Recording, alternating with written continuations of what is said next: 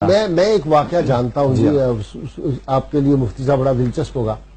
چودھری الیاس جٹ جی فیصل آباد سے M N اے تھے، آج کل ان کے داماد ڈاکٹر نثار ہے نون لیگ کے ایم این اے۔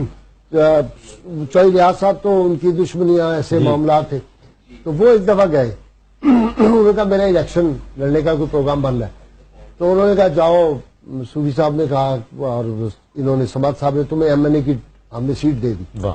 انہوں نے الیکشن لڑا، کبھی زندگی میں کوئی کونسل کا الیکشن لڑا تو ایم این اے ہو گیا۔ اس کے بعد وہ دوبارہ، یہ انہوں نے مجھ مرحوم نے خود سنایا، چودھری الیاس ایم این اے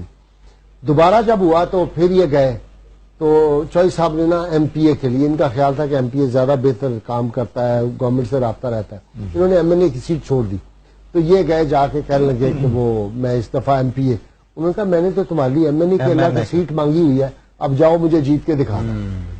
تو وہ میرے پاس آئے تو میں نے انہیں کہا کہ وہ انہوں نے کہا ہے تو پھر آپ ایم پی اے چھوڑ دیں۔ کہنے لگے نہیں، ایم پی اے آسان بہت ہے، کمزور کینڈیڈیٹ ہے، مقابلے میں آسانی سے جیت جائیں گے۔ وہ ہار گئے لیکن کمزور کینڈیڈیٹ۔ پھر تیسری مرتبہ جب وہ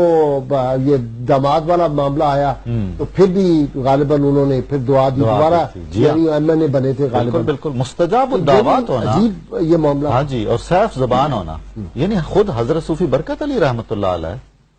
میں حیرت ہوتی ہے ایسی محیر العقول باتیں، یعنی جس کے لیے بعض اوقات لگتا ہے کہ لفظ کرامت تھوڑا ہے۔ کوثر نیازی نے لکھا ہے اپنی کتاب میں، اس کا ذکر کیا تھا کہ صوفی برکت علی صاحب کے پاس آیا تو انہوں نے کہا میرا بیٹا جو ہے اس کے لیے دعا کرے، ایم بی بی ایس کے بعد وہ ایم آر سی پی کا کوئی امتحان ہے اس کا، تو وہ بار بار ہاتھ اٹھاتے تھے، کہتے یا اللہ اس کی عمر میں برکت دے دے، اور کوثر نیازی کی کمر کو یا اللہ مضبوط کر دے،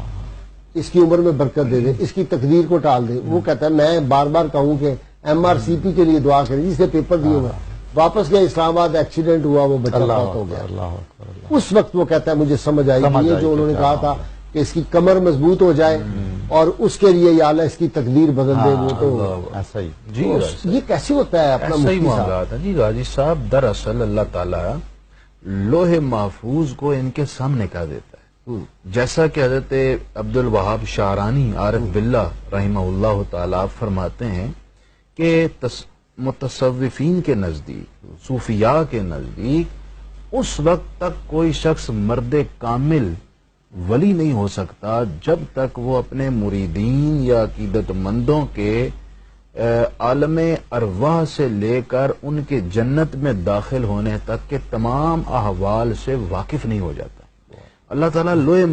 محفوظ کی وہ کتابیں، وہ دفاتر ان کے سامنے کر دیتا ہے، وہ ساروں کے احوال پڑھ اور جان لیتے ہیں۔ یہی وجہ ہے کہ جب ان کے سامنے لوگ حاضر ہوتے ہیں تو ان کی باتیں زبان پر آنے سے پہلے وہ بیان کر دیتے ہیں، دلوں کے احوال سے بھی آگاہ ہوتے ہیں، اور ان کے آنے والے نتائج اور احوال سے متعلق بھی انہیں اطلاع اور واقفیت ہو جاتی ہے۔ یہاں میں ایک اور پہلو کہنا چاہتا ہوں، کسی بھی شخصیت سے متعلق اگر آپ جاننا چاہتے ہیں کہ اس کا مرتبہ، اس کا رتبہ، اس کی قابلیت، استعداد اور صلاحیت کیسی ہے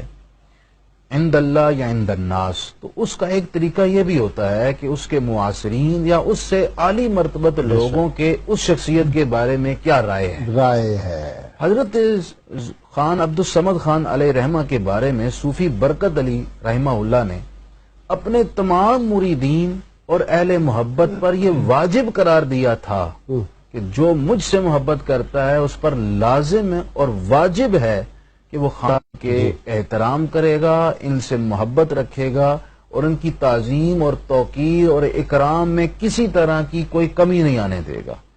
یہ جملہ آپ کا فرمانا دراصل یہ اس بات کی طرف اشارہ تھا کہ ان کا مرتبہ اور مقام صوفیاء کے درمیان بہت بلند ہے، اور اگر اس میں ادنا سی کمی آئی تو کہیں تمہارے لیے ایمان کے ضیاع کا باعث نہ بن جائے۔